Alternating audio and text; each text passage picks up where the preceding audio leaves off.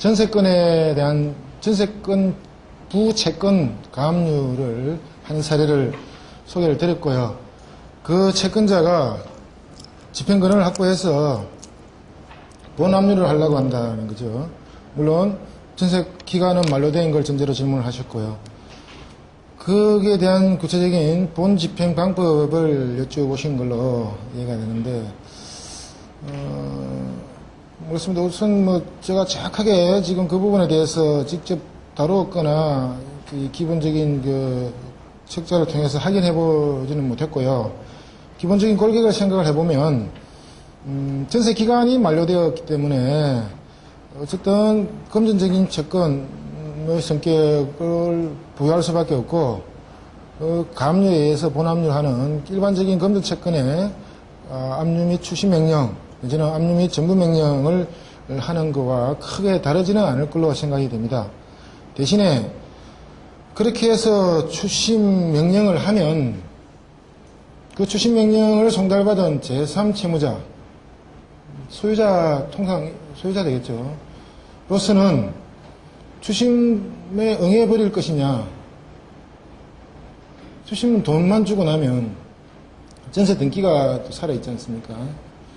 그래서 다른 금전 채권에 있어서 제3채무자가 권리공탁하는 형식, 추심에 응하거나 응할 필요 없이 공탁하는 방식, 그 방법으로 해서 권리공탁을 하고 사유신고를 해버리면 되지 않을까 싶고요.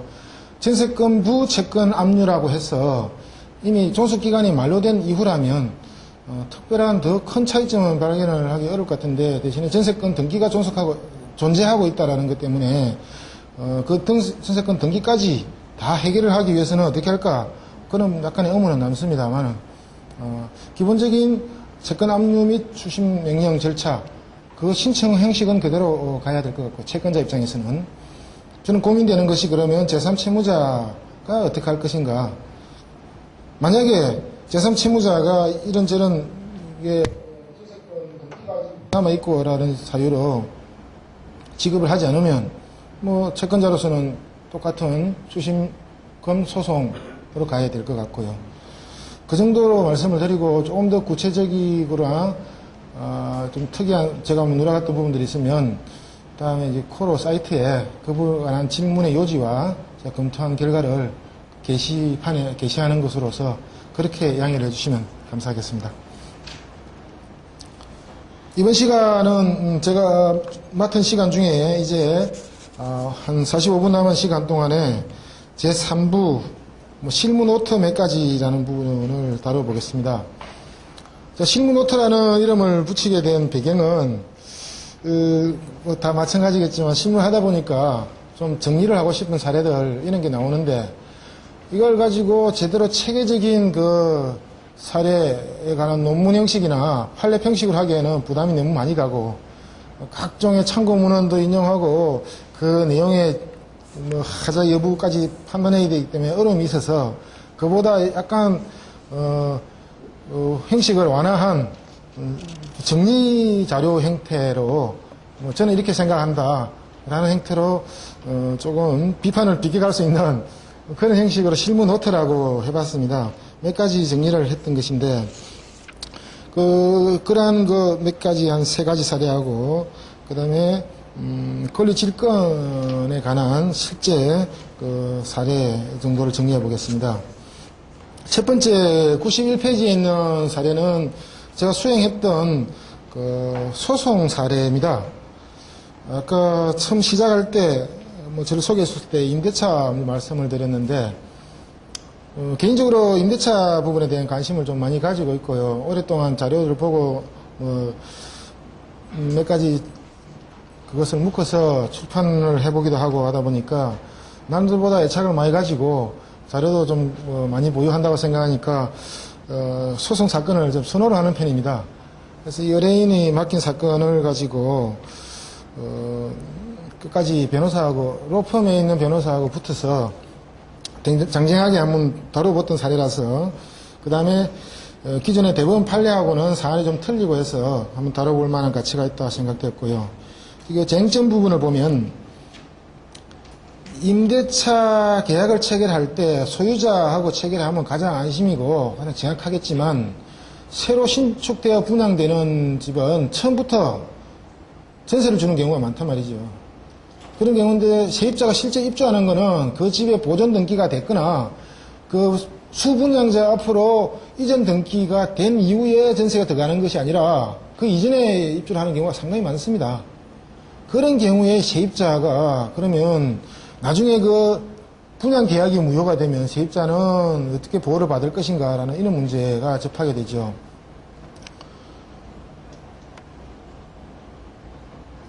기존에 이러한 사례를 다뤘던 대법원 판례, 유사한 사례의 대법원 판례들이 몇 개 나와 있긴 합니다만은 그 사례들의 대부분은 실제로 임대인 앞으로 등기가 이루어졌다가 나중에 분양대금을 다 어떻게 문제가 생겼거나 해서 사후적으로 소유권 이전 등기가 말소된 사례이기 때문에 그 부분에 대한 치밀한 부분의 다툼은 없었어요. 단지 계약이 해제되면 계약이 해제되기 전에 나타난 제3자, 우리 민법에 나와 있는 그 계약 해제와 제3자 보호에 관한 그 조문, 그거의 법리를 임차인에게 적용할 것인가라는 것이 핵심이었고, 이 사례는 물론 그러한 부분도 포함이 되지만 수분양자가 등기를 채 마치기도 전에 계약이 해제되었다. 수분자 앞으로는 등기가 나타난 적도 없었다. 그런 경우에도 세입자가 보호를 받을 것인가 라는 것이 조금 특이하고 그것이 실제로 다투어졌기 때문에 다루어봤던 사례고 치열하게 그것을 가지고 쟁점을 가지고 준비 서면을 적어도 한쪽에 한 5번 이상씩, 물론 이 시간이나 노력과 소모는 많았지만 소기의 성과를 거둔 사례였습니다. 결론은 적극하게 임대차 계약이 체결된 후에 그 임대차 목적물에 관한 분양 계약이 해제되었어. 아파트 분양 계약이 해제돼 가지고 분양 계약이 해제된 이유는 수분양자가 원래 중도금과 대부분의 잔금을 은행 융자로 대체를 하게 됐는데 은행에다가 대해서 대출금에 대한 상환을 제대로 하지 않는 바람에 은행에서 구상을 행사하고 분양자에 대해서 분양자가 해제를 하게 된 상황이었죠. 그렇게 해서 해제되면 이 임대인이 그러면 처분 권한이 임대를 할 수 있는 권한도 처분 권한이라고 보고 그 처분 권한이 소급적으로 소멸된다라고 봐서 그럼 소급적으로 소멸되면 처음부터 적법한 임대 권한이 없는 자가 임대차 계약을 체결한 거 아니냐. 그럼 그러한 자와 임대차 계약을 체결한 자가 아무리 대항 요건, 확정일자 아니죠. 대항 요건은 입주와 주민등록, 더더구나 확정일자까지 다 갖추었다 하더라도 보호를 받을 수 있을 것인가. 그것이 쟁점이 됐던 것이죠. 그런데 이 하급심이지만 이 판례에서는 분양대금을 모두 지급하고 실제로 분양 그 아파트에 관한 열쇠까지 교부받았어. 그렇다면 소유권 이전 등기를 마치지 않았다 하더라도 사실상 소유자는 등기상 소유자는 아니지만 적법한 임대 권한은 있었던 걸로 본다. 우리 임대인의 자격, 임대차 보호법의 보호를 받을 수 있는 임대인의 자격은 소유자일 것이 통상적이지만 반드시 소유자가 아니라 하더라도 적법한 임대 권한을 가진 자는 임대인으로서 정당한 임대 권한이 있다고 보는 거죠.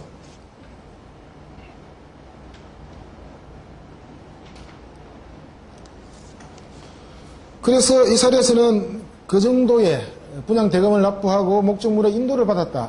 그럼 등기를 마치지 않더라도 임대 권한이 있기 때문에 그러한 자로부터 임대차 계약을 체결한 임차인은 임대차 보호법에서 보호를 받는다는 것이 가장 핵심이 되겠습니다. 분양 계약을 체결하거나 해제되는 경위는 지금 요약해서 말씀드린 그러한 경우이고, 그 다음에 그 이후에 수분양자와 임차인이 임대차 계약을 체결한 경우나 그 이후에 해제된 사례, 물론 이 판결 이전에도 다툼이 여러 번 있었습니다. 그다음 당사자가 주로 주장했던 부분, 그건 좀 전에 말씀드린 상대방 측에서는 상대방이 온 거예요. 저희 임차인이 피고입니다. 상대방이 일종의 부당이득 반환 내지는 손해배상을 청구를 했습니다. 이 세입자가 그 집에 대해서 임차권 등기 명령을 해가지고 빨리 풀어주지 않는 바람에 다른 데에다가 다시 분양계약 해지됐으니까 다른 데 다시 매각을 해야 되는데 매각이 지연됐다라는 손해, 그동안 아무런 근원이 없는 자로부터 임대차 계약을 맺어서 점유를 하고 있었으니까 그동안 점유한 그런 기간 동안에 부당이득, 차임 상당의 부당이득을 청구를 했던 것이고, 우리 의뢰인은 피고로서 나는 정당한 세입자이기 때문에 임대차 보호법상 보호를 받는 자이기 때문에 그러한 청구에 응할 수 없다라는 것이 이 당사자끼리의 주장이었고, 그 쟁점은 아까 말씀드린 그런 내용이었습니다. 그럼 법원의 판단도 이 세입자 피고의 항변을 받아들여서 반드시 주택 소유자인 임대인뿐만 아니라 적법한 임대 권한을 가진 자와 체결된 것은 보호를 받는다라는 기존의 대법원 판례를 그대로 다시 한번 원용하면서 이 사건에서 살펴보면 이러이러한 사유, 대금을 납부했고 키를 받았고 그러한 사유, 그 다음에 이 분양계획이 해제된 것은 거의 잔금까지도 다 냈다가 세입자로부터 받은 보증금을 가지고도 마지막 잔금도 치르고 그랬다가 자기들이 은행에 대출금을 상환하지 못해서 사후적으로 이루어진 분양계약 해제이기 때문에 그 당시 계약할 당시에는 적법한 임대권한을 가진 자였고 그러한 자로부터 계약을 체결하고 입주한 세입자는 이한 가는 행위를 위임받아서 처리하는 것으로 있고요.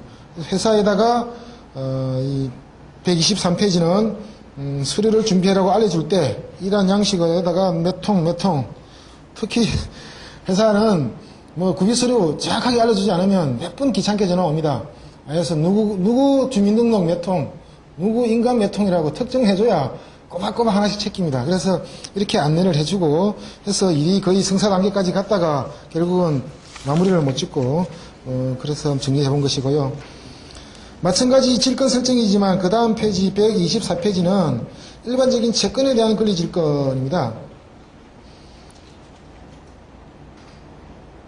계약서도 기본적인 폼은 비슷하고요. 이 채권은 채무자가 다른 어느 업체에다가 보관해놓은 돈은 광고 보증금 목록으로 보관한 돈이 있는데 예치금이 있다는 것이죠. 이러한 유형의 채권은 얼마든지 있을 수 있습니다. 그 채권에 대해서 권리 질권을 확보하자. 그래서 나중에 이 채무자가 어떤 이행을 하지 않으면 124페이지 그 계약서의 제5조를 보시죠. 변제기에 있어서 어뢰의 채무 이행이 지체되거나 갑의 채권 보존에 지장이 있다고 인정될 경우는 갑은 법정 절차에 의하지 않고 이 보증금 반환 채권을 직접 청구해서 변제에 충당하거나 혹은 민사집행법에 정한 절차에 따라 질권을 실행하여 변제에 충당할 수 있게끔 그 질권 실행의 방법이 두 가지인 거 다 아시지 않습니까? 직접 변제 충당할 수 있게끔 민사집행법상의 실행 절차, 물론 이것을 직접 해보진 않았지만 이렇게 계약을 확보해 놓으면 담보 물건이 확보되는 차원에서 경우에 따라서는 법인 거래를 하시는 분들이나 이러한 특별한 재산권 대신에 어디 예치금이 있는 채권을 가지고 있는 거 그런 거를 담보로 확보할 때도 유용하게 써먹을 수 있는 그런 계약의 형식을 했고요. 앞에 골프 회원권에서는 승낙을 받는 형식을 취했지만 이 경우는 승낙을 안 해줄 것을 전제로 해서 설정 통지를 하는 형식을 취했습니다. 126페이지.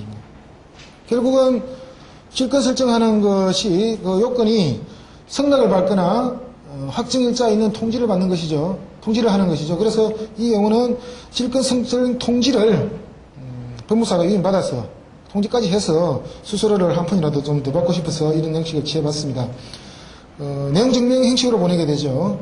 이렇게 해서 당사자 사이에 질권 계약을 체결했으니까 통지합니다. 내용 증명해서 보관을 해야만 대항 요건을 갖추게 되죠.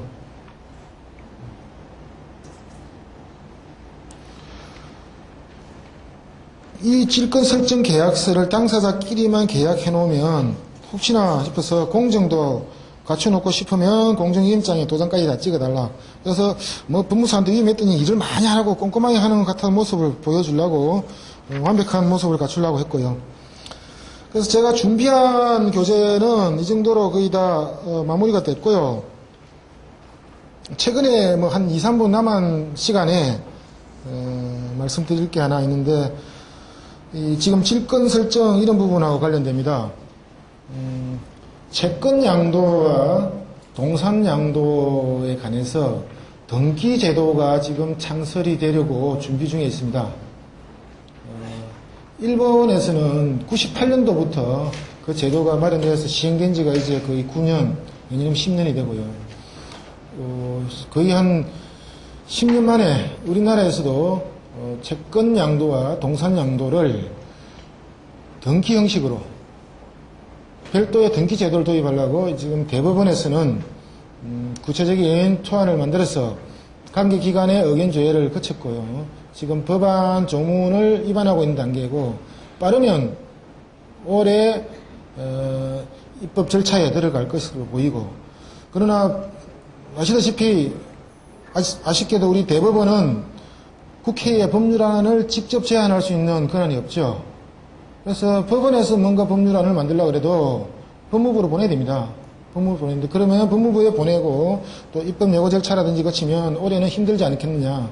적어도 내년 상반기부터는 본격적인 입법 절차가 들어갈 걸로 보이는데, 그 제도의 골격을 간단히 말씀드리면, 지금은 채권 양도가 대항 요건을 갖추려고 그러면 제3자에 대한 대항 요건, 그것이 가장 그 조문의 핵심입니다. 확정일자 있는 정세안 통지, 내지는 확정일자 있는 승낙을 받아야 됩니다.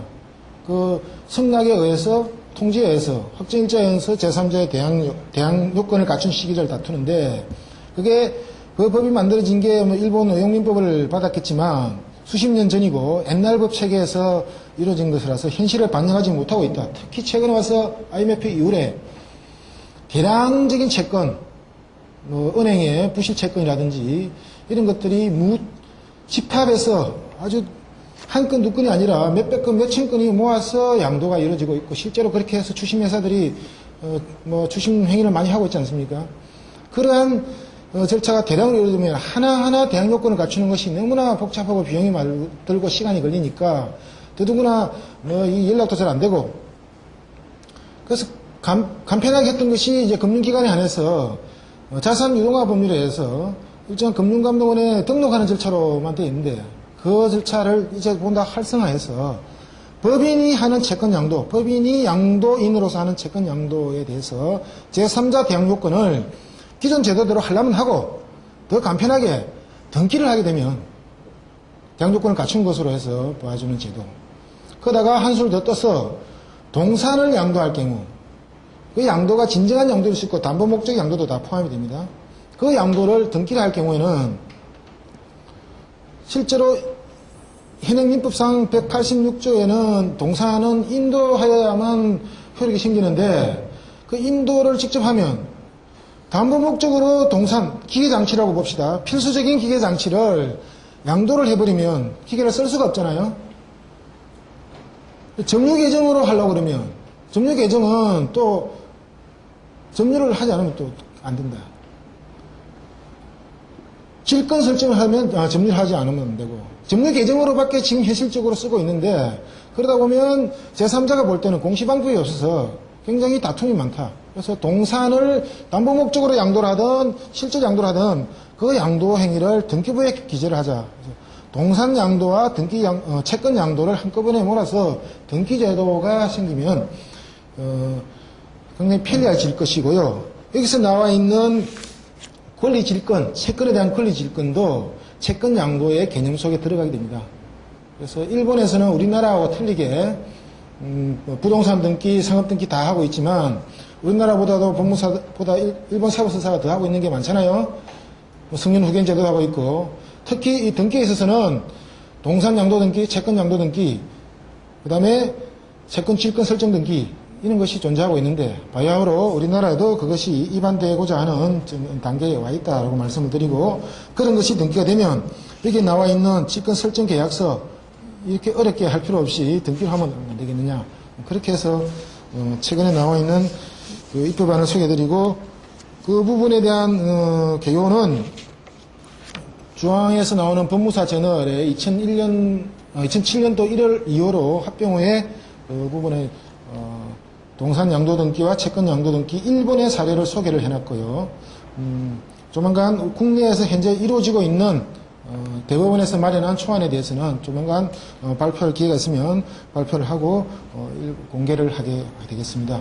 그래서 오늘 뭐 짧다면 짧고 길다면 긴 4시간 동안 준비한 한 120페이지 자료를 급하게 오다 보니까 시간이 다 됐는데, 처음에도 말씀드렸다시피 전문적으로 강의를 많이 해본 경험도 없고, 강의 기법도 미숙하고 해서 마음은 급하고 두서없이 말씀을 드린 것 같아서 좀 많이 양해를 해주시고 그동안 경청해 주셔서 대단히 감사드립니다. 고맙습니다.